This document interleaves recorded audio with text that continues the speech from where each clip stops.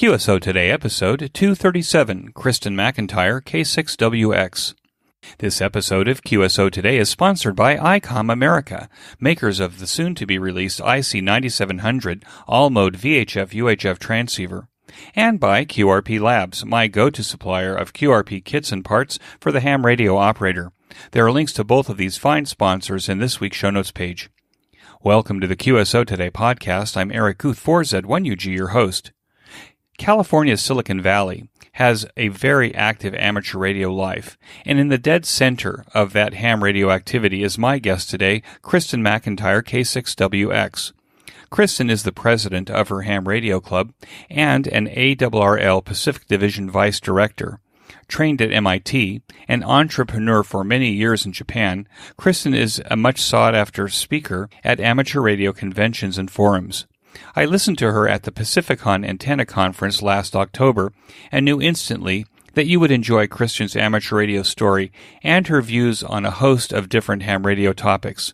K6WX, then, is my QSO today. K6WX, this is Eric, 4Z1UG. Are you there, Kristen? Yeah, K6WX here, 4Z1UG, K6WX. I am here. Kristen, thanks for joining me on the QSO Today podcast. Can we start at the beginning of your ham radio story? When and how did it start for you? Oh, gosh. Well, there's a bit that predates the licensing part. So my father was an auxiliary policeman, and he had CB radios in the house all the time, and they used that to communicate. This was in the middle of the 60s. And so there was always these radios, and some of them were tube radios and some of them were transistorized. And I would keep in touch with him when he was out on patrol. So it always had this interest in radio. And, we had one of those, 11-meter ground planes on the house and all that. But ham radio didn't really enter into the picture much because my father thought it was sort of an elitist hobby. So it was not for us poor folk. At least that's what he thought. And somewhere in the middle of high school, I got my hands on an amateur radio handbook and used that with a lot of interesting things I was trying to build and, used it to look up tubes and stuff. So, there was this kind of light thread of that running through my life, but it didn't really turn into a ham radio license until I was at school at MIT. And I had told somebody about this Citizens of Band experience, and one friend of mine, his name was Pete, and he said, "Oh gosh, no, you have to stop that and get some real radio, get a real radio license." And so I think I was in my senior year at school there, and I started studying up, but it wasn't too hard because I was an electrical engineer anyway. And went down and saw the Stern FCC examiner at the government buildings in Boston and sat for the code test and all that stuff. So that's where it all started. And what was your first call sign? It was N1AYY many, many years ago. One sitting, you went all the way to extra? No, I just got my technician's license at that point. And so because I was really interested in VHF. So I thought, well, that's adequate. And I just wanted to play around. I built a little repeater for school, and I used that and built an auto patch into that and put that in the window of where I was living in Boston with a small VHF cubicle quad facing out to the Charles River. And I would walk down the Charles River with a Kenwood TR-2400 handheld, kind of a bit of a brick at the time, and call my mom and talk to her over the radio. So it was like an early cell phone in the late 70s, 1979 or so. I told you at the beginning that we're kind of talking to our contemporaries, but perhaps the younger listeners might appreciate the fact that in those days there were no cell phones. And only very rich people had mobile telephones. So for hams to use a portable radio, even if it was something kind of large like the 2400, using that to talk on the phone was really quite an amazing thing. Yeah, in those days it was just magic to be able to do that. No one actually had that capability to walk around and talk on the telephone. I mean, other ham radio operators had it, but for the general public it was almost unheard of. Now, can we go back just a little bit? Because was it the interest in CB radios that actually gave you an interest in electronics? Because it seems to me that that's a huge jump from CB radio to an interest in building things from vacuum tubes and electronic devices. Was there something else in there that kind of moved this along? Well, I was always interested in electrical engineering for reasons unknown since I was quite small, maybe 4 or 5. My mother told me. And I just always wanted to build things and tear them apart and learn how they worked. And, once part of that for me was audio. I was always really interested in audio electronics and how tape recorders worked and things like that. I would build like an echo machine out of multiple tape recorders with the tape being the delay portion, and just feeding that back, with a record and a playback head that were spaced just a little bit apart. So like all of that kind of snowballed into my interest in electrical engineering. I knew I always wanted to be an electrical engineer. And when I saw the radio part, it was just astounding to me. Like you had the broadcast radio, television, and all of that. And it all kind of came from somewhere that you didn't see. But when you had the transmitter, boy, that was really different. Because you were actually, tickling the electromagnetic waves and making something happen in a distant place. So that really captivated me. And has, continues to captivate me in amateur radio because, of course, with amateur radio, you get to do a whole lot more. But, I've always been into engineering and always wanted to be an engineer. And it's been this career that served me my entire life. And ham radio has just been like almost on the side, but motivating me as well. Now, were your parents your mentors in this effort? Were they the one that supplied you with the equipment, or did you have a way of finding equipment that you wanted from people that you felt might be able to serve your electronic need? Well, it was a little bit of both. My father was encouraging and always brought me lots of things to play with and tear apart.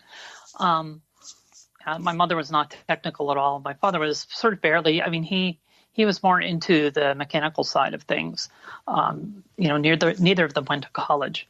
And so I was the one who just got, wanted to just go deeper and deeper and deeper. And so they would supply the stuff, and I would just try to understand how it all worked. Electronics played a major role since you wanted to be an electronic engineer, and you ended up going to MIT. How did that happen? So it was, I don't know why, maybe it was a past life or something. I have no idea. But my mother tells me that I said I was going to go to MIT from the time I was very young. And I don't know why I said that. Who knows? I was raised in the Northeast, so I was born in Queens and grew up on Long Island. So MIT is kind of in that neighborhood, and so people have heard about it. And I'd always been really interested in mathematics as well, and physics and all of the stuff that goes with that. And so it was just kind of this natural progression. If you're going to do this, you need to get the schooling. And, especially in these, and we now call them STEM fields. We didn't have a name for it back then. So I knew I needed to get the schooling. And if I was going to get it, I wanted the best I could get. And I wanted to be challenged because a lot of my schooling for me, and I don't mean to sound, elitist or anything, but going through the usual kind of grade school process just was frustrating for me because I just wanted to know more and it just wasn't there. So, you kind of just go as far as you can. And I, very trepidatiously made that application and actually got in, which surprised the heck out of me. Well, that's pretty amazing. What happened after MIT? Well, once you graduated? Well, so I came west after MIT. I was a fresh electrical engineer, and I ended up working in the automated test equipment industry. So we were testing this thing called magnetic bubble memories, which was a hot item back then. The idea is that it would replace floppy storage. So there were sort of some hard disks on the order of 5 to 10 megabytes, not gigabytes, megabytes back then. And the floppies were running on the order of 128 kilobytes or 256 kilobytes, something like that. And there were these megabit chips that they could make that were based on the magnetic dipole structure of garnet. So garnet, the stone, polished slabs of garnet. And they had these magnetic domains, and you could get the dipoles to all kind of flip in one direction that with a magnetic field in the z direction. And then you could get regions to flip the other way that were like little bubbles, and they were sort of metastable. And that having a bubble in a place would represent a 1, for example, so a digital bit. And then you could create these bubbles, destroy them, detect them, move them around. And that was going to be the hot new thing. And so I got hired in to work on a test system that was testing these devices. And it was really fascinating because there was a lot of electromagnetics involved because it's based on rotating magnetic field vectors and that sort of thing, and some power electronics, which I enjoy too. So right out of school, I got thrown into this crazy project of building these big magnet drivers. And it ended up being kind of a first in the world thing at the time. And that actually drove me to Japan, which is a big thread in my life as well. I ended up living there for 5 years. Well, it's my understanding that you hold at least at 2017, you held 22 patents, and you're an advocate of STEM, which you just mentioned, which is science, technology, engineering, and mathematics for girls. Do you think that the promotion of STEM is successfully driving girls and boys in the United States towards studies in engineering and the sciences? Let me clarify one point first, is I don't hold 22, I hold 10 patents, but the rest are all pending. But so, yeah, it's a tough problem, to be honest. For me, it's in my blood, and that's not everybody, right? There are some people that have that particular trait for whatever reason, and trying to get young girls or boys or whatever interested in STEM, part of it is teaching. If you can ignite that flame with the right kind of teaching, and I think a lot of teaching is pretty poor that I've seen. You can, fan the flame, but there's got to be something there to begin with. At least it seems that way to me. And there's also this tendency to kind of say, well, that's just dumb and boring stuff, or it's too hard or something like that. But to me, it's all about teaching methodology. And I'd love to teach stuff. I taught my son physics after they tried to ruin it when he was in high school. I just said, all right, forget everything. We're going to teach you physics from scratch. And I tried to motivate it with a little bit of history and a little bit of, how did this come to be? How is this useful? What does it do? Why do we know this kind of thing? And I think that for, trying to promote STEM with young children, you have to have a little bit of that. It has to be well integrated and not kind of treated as this thing off to the side that a lot of teachers are not interested in. Now, you mentioned earlier that you're licensed in Japan, and I think you're licensed as JI1IZZ, is that right? Yes, that is correct. Okay, and you said that you were there about 5 years where you had a business and lived for a period of time. How would you describe the state of amateur radio in Japan, and how might it be different from ham radio in the West? Well, that's an interesting question. So I lived there in the 80s, but I've been going there for 35 years, long time. And I've watched, there's a lot of hams in Japan. Of course, the licenses, I believe, are held for life. So right, and there's like 2 million licensees, I think, in Japan. Yeah. So it's a huge number. It's a huge number. And for a long time, if you went to Tokyo and you looked at the buildings, even in downtown, you would see, Yagis up on top of the roofs of all these business buildings. But lately, I don't see as many, and that's a little bit worrisome to me. So in the past, I've run into people and they say, I'm a ham. And they say, oh, you're a ham. Yeah, I'm a ham too. Or, I used to be into that, or I have a mobile rig or whatever. But lately, I don't see it as much. We still see them a lot in the contests and on the HF bands. But I'm a little concerned that I don't see as many antennas as I used to. It's been a big part of Japan for a while, but I have this fear that it's kind of fading a bit. And do you think that fading is a result of the deployment of Internet? I think Japan, like South Korea, might enjoy some extremely fast speeds on Internet. Yeah, they're quite fast. So do you think that may be part of that the Internet, like here, is also kind of causing people to say, "Hey, we already have everything we want on the internet. Why do we need it on ham radio?" Yeah, I think that's part of it. As in all places, people are just saying, "Well, I can talk around the world, so what's this for?" But I think also there's in Japan, they don't these days anyway. They don't seem to value engineering, or certainly not computer science, as much as we do here. It's a kind of a lower level profession in Japan. So if you're they call it IT to encompass all of computer science. And if you're in IT, you're kind of a low paid wage slave kind of person in Japan. And that may be contributing to it because, part of being into this kind of thing as a hobby is also having it valued as a profession within the society. And now this message from ICOM America. I'm so excited to be able to tell you about the new ICOM IC9700 SDR transceiver. ICOM had in mind the weak signal operator when it applied its DSP and direct sampling technology to the IC9700's receiver design, allowing the operator to dig out the faintest signals from moon bounce and meteor scatter contacts. The ICOM IC9700 is a tri-band VHF, UHF, and 1200 MHz transceiver. Operating modes include AM single sideband, FM, CW, RTTY, and all of the digital modes.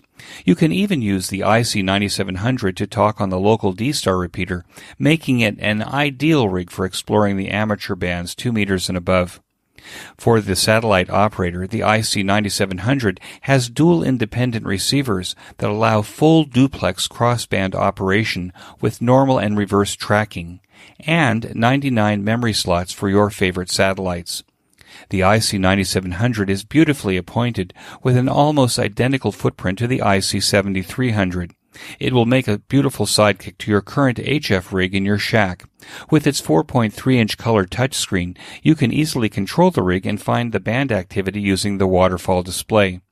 To learn more about the IC9700 or any of the other fine ICOM products, go to www.icomamerica.com/amateur or click on the ICOM banner in this week's show notes page.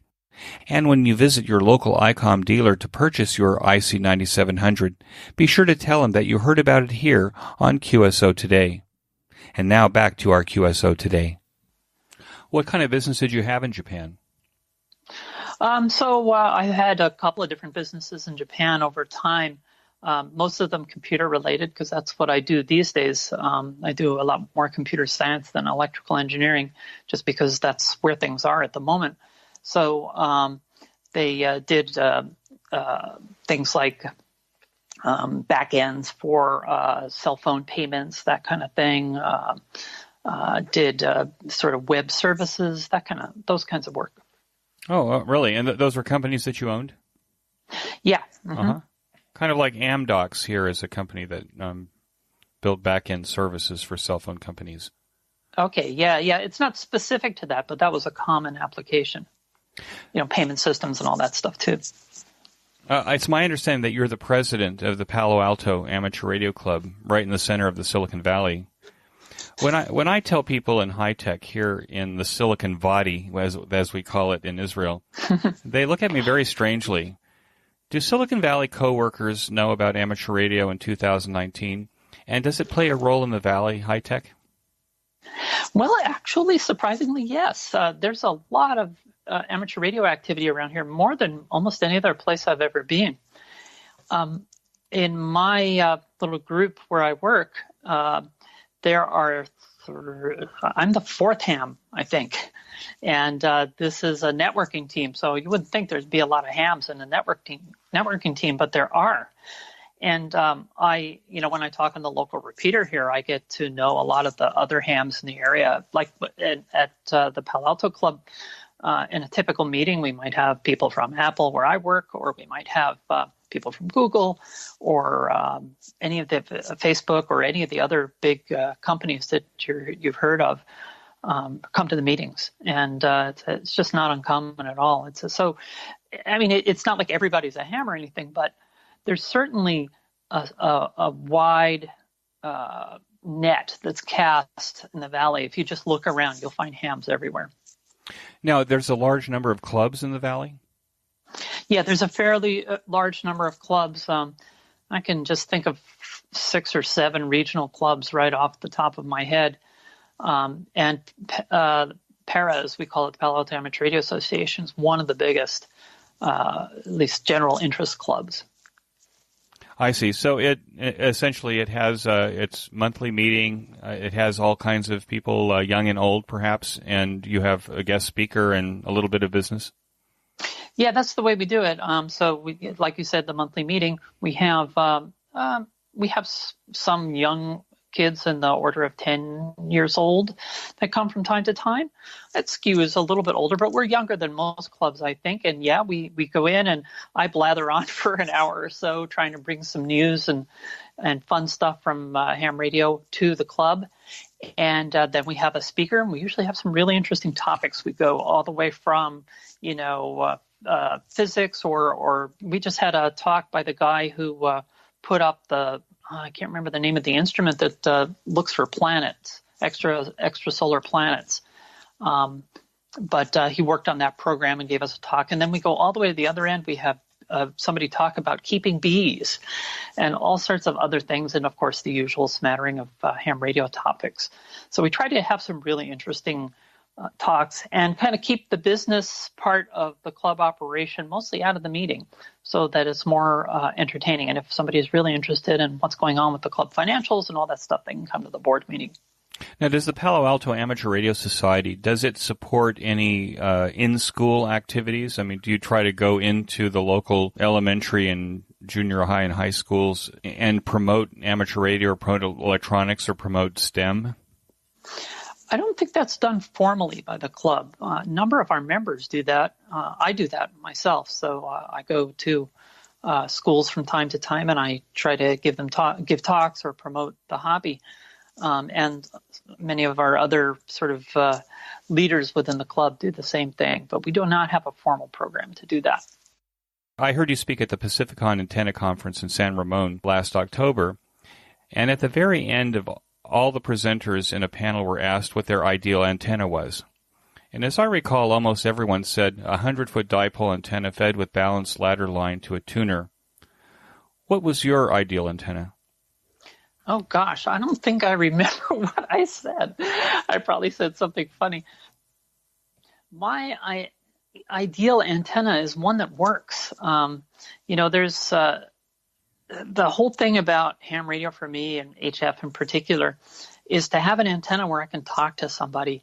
And there seems to be this pursuit of an ideal antenna for many people, which is, you could just put up the biggest tower you can put up or stack those beams, monobanders up and have a great contest station or whatever.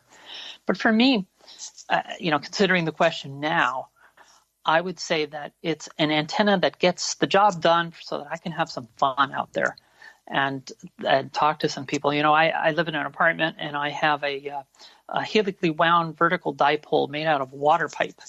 And it sits out on my veranda and allows me to work the world, and I'm really happy with that as long as I can talk to some people and get some answers back. Do you have a paper or an article on that antenna? No, I don't think I've ever written that one up. That would be a fun one to write up for QST. Yeah, I think there's a lot of people who are apartment bound who might benefit from some kind of expertise along that line. I think one of the things I see it as my problem, frankly, because I'm always thinking about the antenna that I want to have outside. And of course, I probably like a lot of hams that say, well, that antenna also has to work from 6 meters through 80 meters or 6 meters through 160 meters, and I want one antenna that does the whole job. Is that the wrong way of thinking? Should we find one band and just go in deep? Well, I wouldn't call it wrong necessarily, but I think that you can have a lot of fun on just a couple of bands and make hammer and actually kind of optimize for that. Because when you do a compromised antenna like a G5RV, which is one of my pet peeves, I mean, it's a great antenna in the sense that you can throw it up and you can get on the air and you can probably work people, and that qualifies as a great antenna in the way that I just talked about it. However, if you want to optimize things a little bit more, you want to have a dipole that's trimmed for the band of interest so that you get that nice toroidal pattern. And so I think if you just concentrate on like the money bands, like 20 meters, 40 meters is a great band. If you have enough space to put something up. 80 is harder if you don't have the space, but 40, 20, maybe 30 and 15, and you can have a lot of fun just on those bands. Right, and just because the knob on your new ICOM IC7300 has all of the bands, doesn't mean necessarily you have to be there all at once. That's right. And, some of the bands are tough. 160 is a tough band and takes a lot of technical expertise to get a good 160 station working. So that's one to, defer for later. If you have a restricted space, even if you can just get something up on 20, you're going to have a blast. Many of us live in high-density residential areas. In my neighborhood, they replaced all of the streetlights with LEDs, so we have LED power supply noise. What is the best way for us to have a good receive antenna? It seems to me that a transmit antenna is not so hard, but a receive antenna that would minimize the amount of noise that we get from plasma TVs and cell phone chargers and LED power supplies. Yeah, that's a tough problem. So there's maybe two easy approaches. One is if you know that there's one particular noise source and it's in a particular direction, you can use a device that uses subtractive techniques. So you have a separate receive antenna, and you could sort of subtract out the noise from one direction. But you always have to have, if you have n noise sources, you have to have n plus 1 antennas in order to make that work. So that's why I said if you have one source and you know where it is. But there's another more general solution, which is a shielded magnetic loop. So you have, in fact, I'm looking at one right now here. I have my Pixel Loop antenna that's staring at me right now, and it's a shielded magnetic loop design. So it's got a center conductor and an outer shield, and it has a low noise preamp. And so the signals that come in there are very weak. They tend to be mostly driven by the magnetic field component of the plane waves that are coming in. And then you just amplify the heck out of that thing. And that'll get rid of most of the noise, but not all. I mean, it's just a tough problem with the way that a lot of this equipment is not properly shielded or filtered. Now, I have about 12 feet of half-inch Heliax hardline. Would that make a pretty good loop antenna? Oh, yeah. No, it's corrugated. It's not smooth. Is there a difference there? Yeah, no, that should be just fine. That should work fine. That's a great thing to start with for the loop, and it's going to be highly conducting, and that'll help as well because the radiation resistance, which is symmetrical for transmit and receive, is going to be very, very low. And so you want a material that conducts very well, and I'm sure the Heliax outer shell is nice conducting aluminum. Now, one of the thoughts I had was to build put a 4BTV or some kind of vertical antenna for transmit and then build the magnetic loop for receive. What do you think of a combination like that? Yeah, that's exactly what I do sometimes. So, I have the urban noise problem as well, and I have the magnetic loop, which is down right now. I'm going to mount it up again shortly, but and I switch between them. And often the magnetic loop has a much weaker signal, but a better signal-to-noise ratio. So I think that'll work just fine. And some of them actually have a TR switch, so you can take your amplifier TR switch output, and then it switches off the LNA in the loop, so you don't damage the LNA with the local fields. What matters the most then when we put an antenna on the air? What matters the most? Well, that's a good question. I think that one of the most, there's radiation efficiency, and after that it's pattern. So you want to have an antenna that's going to actually get some of that energy out into space, and then you want to make sure it's pointed in the right direction. So that's two answers to one question, but I think both are almost equally important. What is the Shannon-Hartley theorem, and how does it apply to amateur radio? So Shannon-Hartley talks about how much bandwidth you can get in a given channel width with a given amount of noise. So this applies when we're talking about mostly digital stuff, it actually applies in any case, but it's easier to understand in the digital domain. So what it says is that, in broad terms, it says that if we have a narrowband signal, the data rates are going to go down. Or if we have a lot of noise in that channel, if we hold the bandwidth constant, we have a lot of noise in that channel, the data rate's also going to go down, the usable data rate anyway. So if we look at something like PSK31 is a very narrow bandwidth. It's like 63 hertz. And so the data rate's quite low. We'd use some kind of compression that's based on Huffman coding to try and make the characters that we're interested in transmitting go a little faster. But the channel width is narrow, so the speed is somewhat limited. And of course, we can do some other tricks, maybe get closer to that limit, but within a narrow bandwidth, we can't push it too hard. And this just kind of is an upper bound, right? We can do a lot worse than this, than what the Shannon-Hartley limit says. But we can also push up very close to that. And with some of the modern coding techniques like low-density parity check codes and turbo codes and things like that, we can push really hard up against the Shannon-Hartley limit. Hey, this is Eric with this quick break. I'm a big podcast listener with over 20 podcasts loaded automatically into my smartphone every week. My favorite ham radio podcast is the Ham Radio Workbench podcast with George KJ6VU and Jeremy KF7IJZ. Every other week, George and Jeremy take a deep dive into their Workbench projects that become boards and plans on their website.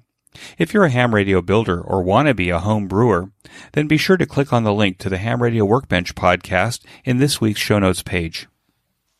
Do you operate the digital modes? I do.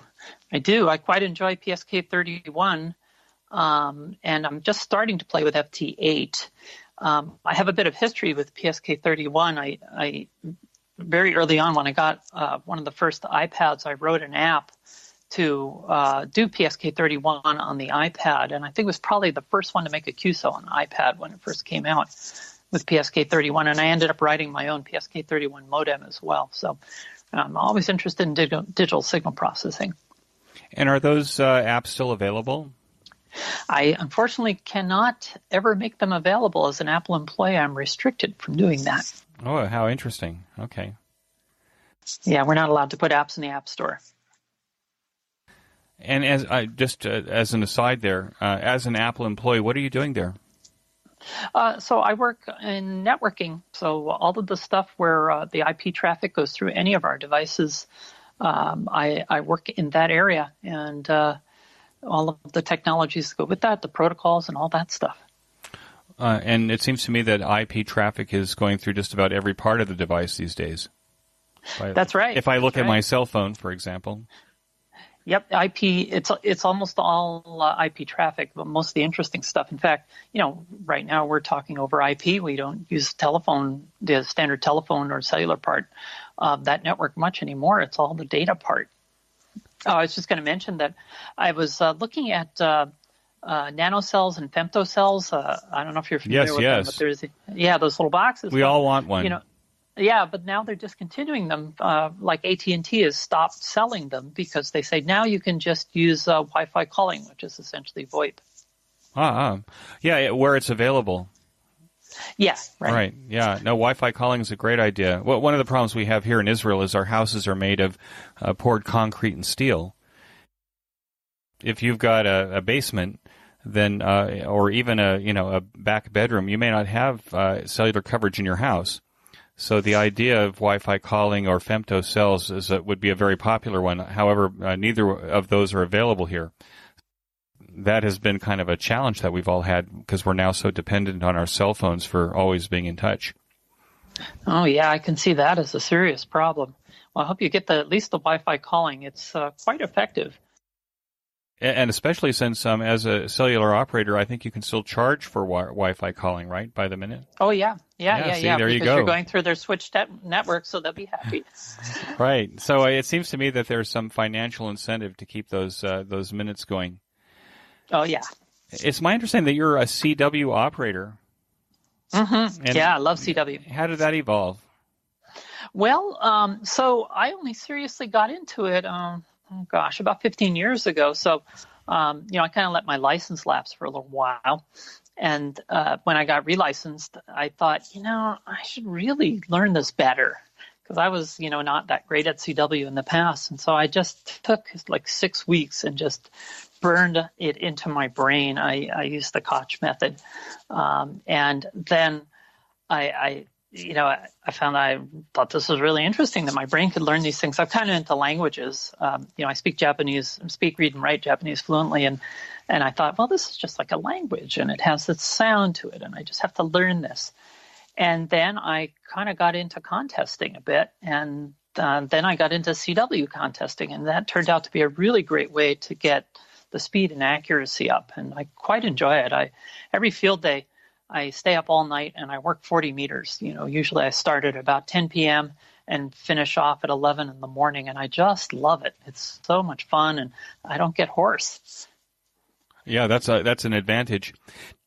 Do you think that there is like learning a language like English, for example, or learning how to read, that there is a whole word method in learning CW versus learning the letters individually and listening for individual letters? Oh, yeah, I would agree. I think there is because at first you start hearing the letters, but eventually they start chunking. You hear da da da da da, and that's the, right? Did it da da da da da, that's ing, and you hear those things as chunks.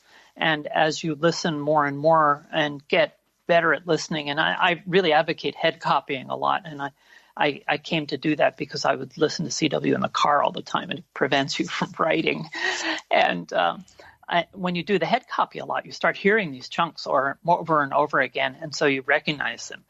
Dotted it for the DE, right? It just has this distinctive sound. So, yeah, for sure. Now, was there an app that you used for learning the Koch method? Oh, I can't remember what I used. It was something from Black Cat Systems. I can't remember the name of the app, but any app that has letters you can turn on and off individually and will send random groups works just fine. So, you just basically tell it to send random groups. You turn off all the letters except, for example, K and M, and you just listen for the distinction between K and M. And once you can get that really good, like 95% accuracy for 5 minutes, I think that's the guideline, then you add a letter and iterate on that till done. Of course, at times in the middle of that, you'll think that your head is going to explode. And it really does feel like that. But eventually you'll get there. You just got to keep at it. That's the key. Well, you mentioned that you operate or that you were listening to it in the car. And so a thought that comes to mind is that I've got an app on my iPhone that does the Koch method, but it also will play like a news source in Morse code. Do you think that just listening to the code, once you know the letters, that just listening to it kind of gets your mind into the space where it actually just you start actually understanding what's happening? Yeah, absolutely. And to me, that's the same as learning a language. That's how I learned Japanese, and I'm working on Vietnamese right now, doing the same thing. You just listen and you start hearing these patterns. And when I was doing the CW thing, I always had it on in the car, much to the chagrin of my, anybody that was in the car with me or anybody that was listening to me on the repeater. We had a station here for a long time, W6ADO in Southern California, I think North Hollywood, that was transmitting CW 24/7.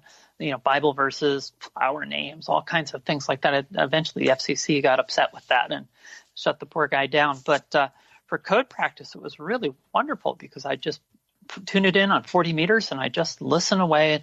Even if you're not understanding what's being sent, just having it in your ear constantly really helps, in my opinion. What's the current rig? So I have an IC 7600. I'm thinking about getting a 7610. The 7600 is, I also have a K3 lying around. I usually use that if I'm going to contest operate somewhere. But I like the 7610 because I like the UI. It's a familiar, ICOM UI, and it's better than most, in my opinion. I'm really picky about user interfaces, as you might imagine. So it's a decent rig. It doesn't have the same kind of intensely good blocking dynamic range or anything like that the K3 has, but it's adequate for most things. If I'm in a serious contest, I'm going to want something a little better than that, but it works well enough. Now, from your bio, it says that you built a K2. What did you think of that radio, and how did that work for you? Oh, the K2. I have a real soft spot for my K2. I built it myself, and I built it when I was visiting my mom. And unfortunately, my mom's in assisted living now, so that's all kind of gone. But I really valued that time that I spent, and she was very tolerant of me sort of being out on the porch soldering for about 10 days building this thing. But I love that rig. I still use it. We actually had to drag it out a year before last at field day because some rig failed. And we were like, what are we going to do? What are we going to do? And I thought, oh, wait, in the trunk, I have the K2. And we got it out, got it on the air again. So I just love that rig. It's not perfect, but boy, is it fun. Do you have the 100-watt amplifier in the cover? Yeah, I do have the 100-watt amplifier. Yeah, and, I like to operate QRP every once in a while, but I like having some power too. What do you operate in the mobile? In the mobile, I have an IC7000, and that's an adequate rig too. It's not got the best filters, but works well enough. It's a little squirrely on VHF and UHF. So you use it as an all-band rig? Yeah, that's right. Do you operate DMR? I do have a DMR radio. I have made a few QSOs. In fact, I made one back to Boston to talk with some old college friends once. But I don't use it that often. I find the ambi codec to be a bit off-putting, that robotic sound. Right, and it's not consistent in terms of its audio quality, I don't think, so far. That's I'm not real happy. And we have so many good audio codecs around, like the ones we're using to have this conversation, and there's a whole bunch of other ones. Some of are that hams have worked on too, and I'd love to see a digital radio standard that uses those. You spoke at the Palm Springs Ham Fest, and your topic is that a ground was a myth. What are the mythical properties that we hams attribute to the ground that you debunk in your talk? Oh, that's a great one. That's actually one of my favorite talks, and a lot of people enjoy it, it seems. So I start from the premise that I don't even know what ground is. So we talk about ground. We have this whole notion in our head that, there's this magical wire that's connected to ground. But what is it? And when you think about it, you'll figure out that thing that you think is ground maybe isn't connected to anything, or it's not connected to the thing you think it's connected to, or it's not the reference you thought, because there really is no 0-volt reference anywhere in the universe. We put a wire in the dirt, and the dirt may conduct some charge away, or some of the RF energy may go into the dirt, but that doesn't mean it's a real reference point. So the whole gist of the talk is that this is an ill-defined term, and it actually is quite confusing when you start thinking about it. The thing to instead think about is, well, I have a connection from here to here, and this is reference to that. And I just think it muddles everything. But does that mean that we don't pay attention to ground rods, grounding, lightning grounds? So the only case that you can make, I think, and this is my opinion, but as an electrical engineer, but the only case you can make for so-called ground, in other words, getting a wire into the dirt, is lightning. And that's because lightning is charged clouds and charged patches of earth of the opposite polarity beneath it. And those charges really want to equalize. So there's a very strong electric field, static electric field, if you will, trying to pull these things together. And so the charges want to flow in one direction. Well, the only charge carriers we have in this case mostly is electrons. And so those electrons want to flow and get rid of this potential difference between the two. And we have a patch in the sky and a patch on the ground, and we might stick a piece of metal to facilitate that equalization. So that's the case you can make where you can say, yes, that's sort of ground. In other words, I want to get the patch of dirt on the earth to be at the same or a similar potential to the patch of clouds above it. But when it comes to RF, I'm just not convinced. I can't figure it out. We may put a ground rod in, but what are we doing? We have sort of an antenna in this very lossy medium. It's a piece of an antenna. and it's not doing much for us. And so nobody's been able to adequately explain it to me if I'm missing something, why this is of any benefit, at least in the RF domain. And now this message from QRP Labs. QRP Labs has shipped thousands of QCX QRP transceivers kits to date. The odds of working another QCX user gets better every day. If you're looking for a satisfying kit experience where you end up with an amazing performing QRP transceiver for under $50, let me say that again, for under $50, then you owe it to yourself to go to QRP Labs. We have many home brewers who listen to the QSO Today podcast. For you, QRP Labs also has parts, filters, enclosures, and other handy devices to make your home brewing experience even better. You can use these parts to either enhance your QRP Labs kits or to beef up your own homebrew designs. Be sure to browse Hand's entire website. Use the link on this week's show notes page or the one in the sponsored section of the QSO Today website to get to QRP Labs to buy your QCX or any of the other fine QRP Labs kits or parts.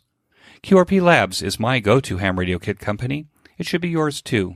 QRP Labs. And now back to our QSO Today. Now, I had a guest on the QSO Today podcast, and unfortunately I can't remember exactly where. This is episode 237, so I'm thinking it was like 150 episodes back, who said that he puts some kind of devices on the top of his antenna tower that actually disperses the buildup of charge in the ground. Because what he was saying was is that, in fact, when you have a lightning strike, that strike is actually kind of coming from the ground up. Do you know anything about that and what those things are? So, well, I mean, the directionality depends on which way the charges are oriented. They have a preferred direction, but yeah, I think I've seen some high-speed photography that indicates that direction, but I don't know off the top of my head. I wouldn't want to claim it. But as for having kind of sharp objects up there that will cause charge to flow, generally the electric field is concentrated at the high curvature point. And this is because of the mutual repulsion or attraction of the charges. What's repulsion in this case? So when you have a flat surface, the charges want to push away from one another. But when you curve the surface, the electric field can't act as directly on the adjacent charges, so they tend to accumulate up in that area of high curvature. So when you have the spiky things up there, that's why we make spiked lightning rods. And so there's a high electric field there, and that may facilitate some charge transfer and certainly helps facilitate starting the plasma that would be lightning. So the idea then of lightning rods is not to attract lightning to the rod itself, but to disperse the build-up charges in the barn or the building or the antenna tower that could be accumulating those charges, right? Yeah, well, right. I mean, it will sort of quote-unquote attract because there's higher electric field strength there, so it'll tend to form a plasma where those sharp points are. But the whole idea of the lightning rod is to just equalize the charge as much as you can. So it's like you're taking the potential at the dirt and you're lifting it up closer to the clouds, and then you're providing an easy path for it. And so because you have those concentrated areas of high electric field strength.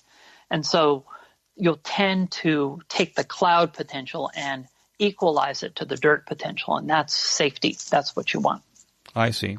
Now, I've mentioned this in a number of earlier podcasts that my operating position is actually on the second floor of my house, which is actually 3 floors above the ground. So, the street level comes in on floor 2, but my operating position is 3 floors above the ground. And putting a ground down there, I actually would almost have a half a wavelength on 40 meters coming up from that ground to my operating position. Is that a clever idea? Well, that's exactly what you have there. Is you have another part of your antenna system. If you have a wire that's going down and maybe it goes in the dirt or whatever, but if you have that wire that's, I'm on the second floor too. If you have a wire that's coming down towards the ground, that's just another radiator. The potential will not be the same all the way down the wire because we actually have enough distance for a wave propagation down there. So it's going to look like an antenna. So running a 6-gauge wire or even, say half-inch copper pipe as a ground, to the station here, there's really maybe no advantage. Maybe there's no advantage to having that ground wire at all. What do you think about that? So, yeah, certainly not from an RF perspective that I can understand. Now, lightning, we have to talk again in a different way. But for RF, it's just going to be part of your antenna system. For lightning, you want to make sure that you're not having that current flow into the shack. So if you have a lightning strike on your antenna and then that coax comes into the back of your radio, and then this is a very common configuration actually, and then somebody takes the little wing nut on the back of their radio and then hooks that down to the water pipe, then you're going to have a very dangerous situation where you can have a lot of current flowing right into your home and then down through your rig and then out to wherever you connect to from there. So if you want lightning protection, you want to deal with that outside your house if at all possible. But for RF, no, it's not doing much, except it might be a favorable radiation point. You might get an interesting bit of DX off of that. Who knows? But put your lightning arrestor on the water pipe itself and not inside the shack. Yeah. So you want to get that current to flow outside your house. Flowing inside your house is just a very bad idea because it's going to melt and burn. You want that outside and get that right into the dirt as quickly as possible. And notice I always say the dirt because the ground thing just gets really complicated. And if where I live, we don't really have dirt. We have limestone. So that's an even bigger. Yeah, I've said before, I'm trying to find like a surplus Jeep to bury in the backyard in the limestone. Yeah, I love it. To create that ground. Yeah. You write a Q&A column for Nuts and Volts magazine. What is Nuts and Volts magazine, and should amateur radio operators read it? So Nuts and Volts, it kind of reminds me of like Popular Electronics. Right, in the 60s and 70s. Yeah. And so it's basically an electronics hobbyist magazine of sort of old school, but it's also got some newer stuff too. There's a few ham radio operators that write. There's Ward Silver, NZIX, is also an author there. And there's articles about all sorts of generalized electrical things, electrical engineering things, and some computer stuff too. And I would highly recommend it to hams because, if you're into the electronics and all the stuff that we do with amateur radio, there's plenty of stuff in Nuts and Bolts for you too. There's a little bit of robotics. There's Raspberry Pis. It's all the stuff that I think would be really fun to tinker with. Well, as a kid, that was one of my Popular Electronics was one of my favorite magazines, along with Popular Science and, of course, QST. So, getting back to those simple projects is actually a very nice idea. Do they promote amateur radio in Nuts and Bolts magazine? I think that Ward's column certainly touches on a lot of amateur radio topics. It's not an amateur radio magazine per se, but they do bring up a lot of ham stuff. I think the most recent edition had an article that was very much focused on ham radio. I can't remember the exact topic. And I, of course, am always happy to answer any ham radio questions in the Q&A column, and I often bring it up as an aside when we're talking about one thing or another that's circuit related. I might mention that, for amateur radio, we do this. And so there's that thread running through it. You were appointed the ARRL Pacific Division Vice Director last year. What does this appointment entail? Well, as the structure of the ARRL is that it has a governing board, and the governing board consists of 15 directors and 15 vice directors from the different divisions. And the directors are the ones who directly vote on how the ARRL should be governed. So it's a governance position. And then headquarters staff kind of carry out those broad guidelines. And the vice directors are there to be the backstop in case anything happens with the directors. So that's the sort of mechanistic part of it. In other words, if my director, Jim Teamster at K6JAT, can't make a meeting, or can't make a vote, I can vote in his stead. But it's an interesting and nuanced position in that most of the time we don't get to speak or vote at a board meeting. But we do get to talk to people and influence from what they call it the back bench. And that's a very interesting opportunity to be able to talk to people and try to build coalitions. You can also be on some committees as well that are the first step of getting policy before the board. So it's very interesting. It's really different for me. I've always been sort of a technical geek, but now I'm involved in the policy side of the ARRL, and it's quite interesting, and I'm honored to be doing it.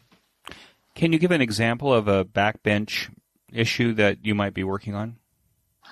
So, there's lots of things that are always going on that we're always talking about. I have been talking, for example, about some potential RFI issues with one thing and another. I was just having an email conversation about electric vehicle wireless charging and whether that's a significant threat to amateur radio.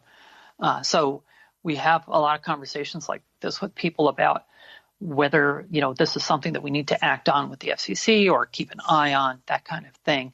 And then this may influence how my director votes, or, he and I have a very good relationship, so we might just talk about it directly if that ever came up as a topic. Do you think that the ARRL actually has the power to change policy with regard, for example, to the FCC and in electrical vehicle noise, for example?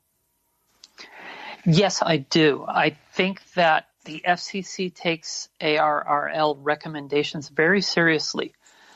And so when there's a petition for rulemaking that the ARRL submits, usually through the General Counsel, the FCC will take that with a much higher degree of seriousness than if J. Random Ham does it. Now, of course, J. Random Ham has every right to make such a petition, and the FCC must consider it. But we have kind of this weight of long history of success with the hobby and promoting the hobby that the FCC takes very seriously. So when we make an objection to something like that, they'll at least take a serious look at it. There was something that came up recently with someone wanting to do wireless power transfer, and this is the big topic with the RF noise these days. Wireless power transfer using some kind of wave mechanics that I don't think has ever been demonstrated to have happened. But however, they wanted a very powerful transmitter that landed right in our 160 meter band. And it's something that the ARRL can comment on and get the FCC to say, is this a good experimental license to issue or not? What amateur radio resource do you recommend to new hams wanting to raise their level of technical ham radio aptitude? Oh, I'd have to recommend the ARRL handbook. I mean, there's a wealth of information in there, and we, maybe we take it for granted at some level as hams. But if you look in there, there's chapters on every topic from, propagation to circuits to, just practical RF projects, electrical safety, all of that stuff, and operating is all in there. So I think that's kind of like the slicer dicer of the ham radio informational world. And now it's published as a number of smaller volumes, so you don't have to have this big brick around, which makes it a lot easier to handle. And another ancillary book, companion to that, is the ARRL antenna book, which is an excellent resource. There's lots of great designs in there and some practical stuff so that you don't have to go through Maxwell's equations and derive a dipole before you get started. What's the 9 a.m. TalkNet? Oh, the 9 a.m. TalkNet is just a wonderful thing. I wish every place had a 9 a.m. TalkNet. So it started out as a resource for new hams, and it started at 10 a.m. about 30 years ago. And it was for new hams to check in and ask questions. And it evolved over time. It went to 9 a.m. because that was more of the commute hours. But it evolved into this thing that's kind of a social gathering. It's like a club on the air, and it happens 5 days a week from 9 a.m. till whenever. And whenever can sometimes be noon or 1 p.m. sometimes. And there's different net controls for each day of the week. and everybody has their style, but it's kind of this consistent thing that's always there on one of the most active repeaters in the San Francisco Bay Area, the N6NFI repeater. And so everybody gathers. The number of check-ins varies with seasons, and it goes up and down over the years, on and off. But I've had nets with as many as 85 people check in. That's not typical. More typically, it's around 40. But we talk from physics to philosophy, and it's just so much fun. And I've been net control for almost 15 years now. It's hard to believe. I used to do Mondays and Fridays, and now I just do Fridays. And we have Echolink set up. We have a guy that checks in from the UK, people from a guy from Texas that checks in. It's just a family. And we also talk about, at least on my nets, we talk about some deeply technical things sometimes too. What kind of impact has amateur radio had on your family life? Well, so I'm single these days, but it had a big impact on my son, who always lived with a radio in the car. And I kind of twisted his arm a little bit and got him licensed when he was 11, but I never quite took off with him. He got his general class ticket and he left it there. And now he's 26 years old, and he's a computer scientist and works, and he's a great kid. But ham radio is not a big part of his life. But he certainly knows it's around because, there's always radios around me. And,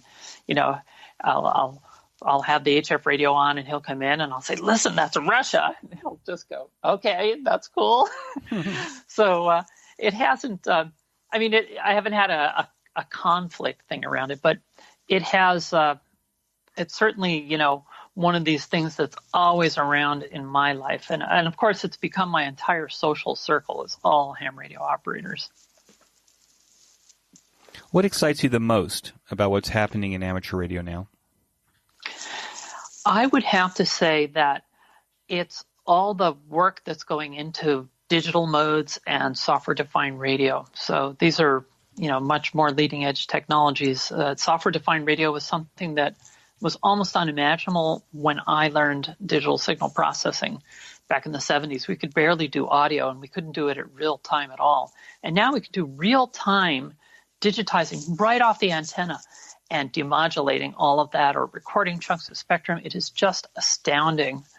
And then there's a lot of, digital signal processing that goes with that, but there's also the signal processing that goes behind some of these really interesting modes like FT8, Olivia, the ones that use the low-density parity check codes or turbo codes or some kind of convolutional coding to do some serious forward error correction where you can actually operate below the noise floor. I think that stuff is super exciting. And, it's been used in space for a long time, but now we're applying it for our hobby. And it allows us to operate in these really lousy band conditions that we have right now with the solar cycle being what it is and still have some fun on the radio. And it's just technically fascinating. What advice would you give to new or returning hams to the hobby? I would say look at all the different aspects of amateur radio. If you're returning to the hobby, maybe when you left it was sideband and CW and FM. But look now at all the different things that we're doing that are completely beyond what ham radio could do in the past. We have these microsats we can throw up in the air, and we have linear transponders on them. We have all these digital modes to play with, all of this new radio gear that is so much better than it used to be. So, and if you're a new ham, just dive right into that stuff. Learn to play the digital modes right away, I'd say. For young kids or even older kids in the 30s, or kids to me, look at FT8. If you're scared of getting on the radio and talking to people, boy, you can just do point-and-click QSOs all day long, and you can tell me that's not ham radio, or at least not the traditional one. And I could sort of agree. I'm nostalgic. I like the CW. I like to talk to people too, but the digital stuff really is almost magical. And it is pretty cool. Yeah, dive in there, and the rest of the stuff will come with it, I think. It's like the gateway drug. After that, it'll just pull you in, and you'll find all the other stuff and get the social part later, and join a club and find out that there's all these wonderful people out there too. But start with some of the bleeding edge technology. I think that will suck people in. Kristen, if the listeners of the QSO Today podcast want to follow you, what channels are you on? Well, gosh, almost none, I'm sad to say, because, with my employer being as secretive as they are, I don't tend to be on social media much. I do have a few YouTube videos, which are mostly my talks. That's the easiest way to find me, or you can always send me an email, and I'm always happy to answer. Keep an eye on Nuts and Bolts, and I'll hear you on the air or on QST as well. Sure, and also point out that the QSO Today podcast show notes page has a comment section at the bottom, and if you put questions for Kristen there, then I'll be happy to forward those to her, or at least let her know that they're there and she could answer them if she'd like. And Kristen, what a pleasure it is to have you on the QSO Today podcast. I knew that when I saw you at Pacificom that you would really wow the listeners, and you've wowed me, so I think you'll wow the listeners as well. And with that, I want to thank you so much for coming on the QSO Today podcast and wish you 73. Well, thank you so much, Eric. It's been a real pleasure. 73 to you and to everyone. That concludes this episode of QSO Today. I hope that you enjoyed this QSO with Kristen. Please be sure to check out the show notes that include links and information about the topics that we discussed. Go to www.qsotoday.com and put in K6WX in the search box at the top of the page. My thanks to both ICOM America and QRP Labs for their support of the QSO Today podcast. Please show your support of these fine sponsors by clicking on their links in the show notes pages, or when you make your purchases, that you say that you heard it here on QSO Today. You may notice that some of the episodes are transcribed into written text. If you'd like to sponsor this or any of the other episodes into written text, please contact me. Support the QSO Today podcast by first joining the QSO Today email list by pressing the subscribe buttons on the show notes pages. I will not spam you or share your email address with anyone. Become a listener sponsor monthly or annually by clicking on the sponsor buttons on the show notes page. I am grateful for any way that you show appreciation and support. It makes a big difference. QSO Today is now available on iHeartRadio, Spotify, Libsyn, and TuneIn, as well as the iTunes Store. If you own an Amazon Echo, you can say, "Alicia, play the QSO Today podcast from TuneIn." I still use Stitcher to listen to podcasts on my smartphone. The links to all of these services are on the show notes pages on the right side. Until next time, this is Eric 4Z1UG 73. The QSO Today podcast is a product of KEG Media Inc., who is solely responsible for its content.